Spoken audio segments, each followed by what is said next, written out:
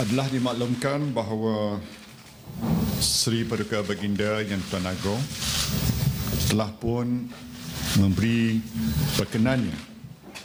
kepada susunan anggota Jemaah Menteri dan Timbalan Menteri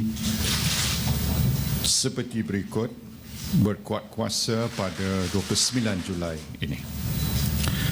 Saya akan baca keanggotaan Jemaah Menteri dan Timbalan Menteri seperti berikut. Pertamanya, Perdana Menteri merangkap Menteri Kewangan Datuk Seri Najib dan Timbalan Menteri pertamanya di Jabatan Perdana Menteri Datuk Yang Berhormat Datuk Razali Ibrahim, Timbalan Menteri Kewangan Datuk Chua Tiyong dan Timbalan Menteri Kewangan Datuk Johari Abdul Ghani. Timbalan Perdana Menteri dan juga merangkap Menteri Dalam Negeri Yang Amat Berhormat Datuk Seri Dr. Ahmad Zahid bin Hamidi, Timbalan Menteri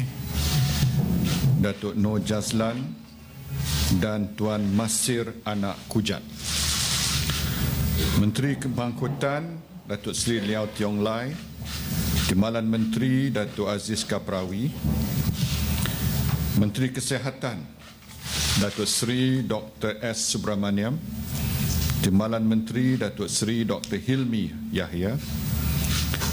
Menteri di Jabatan Perdana Menteri Datuk Ma Siu Kiong, Menteri Pelancongan dan Kebudayaan Datuk Seri Muhammad Nazri, Timbalan Menteri Pelancongan dan Kebudayaan Yang Berhormat Datuk Mas Irmiati binti Samsudin, Menteri Pertahanan Datuk Seri Hishamuddin bin Tun Hussein, Timbalan Menteri Datuk Wira Muhammad Johari Baharom,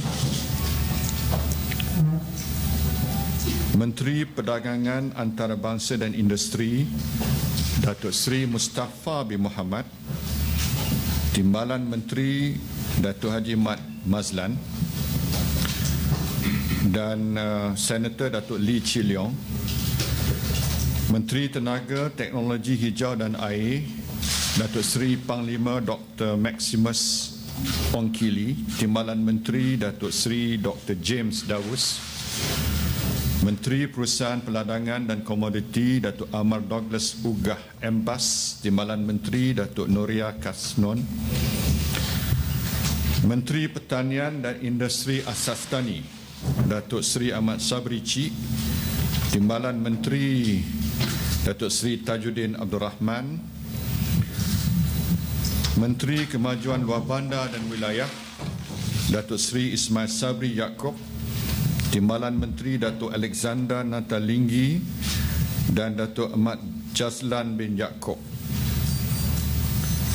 Menteri Kewangan kedua Datuk Seri Husni Muhammad Hanaslah, Menteri Luar Negeri Datuk Seri Anifah Aman, Timbalan Menteri Datuk Seri Rizal Marikan Naina Marikan, Menteri di Jabatan Perdana Menteri Yang Berhormat Major Jeneral Bersara Datuk Seri Jaimah Khair,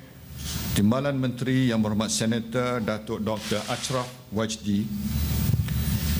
Menteri Jabatan Perdana Menteri Yang Berhormat Senator Datuk Seri Idris Jala, Menteri Jabatan Perdana Menteri Datuk Seri Panglima Joseph Kuruk, Menteri Sains, Teknologi dan Inovasi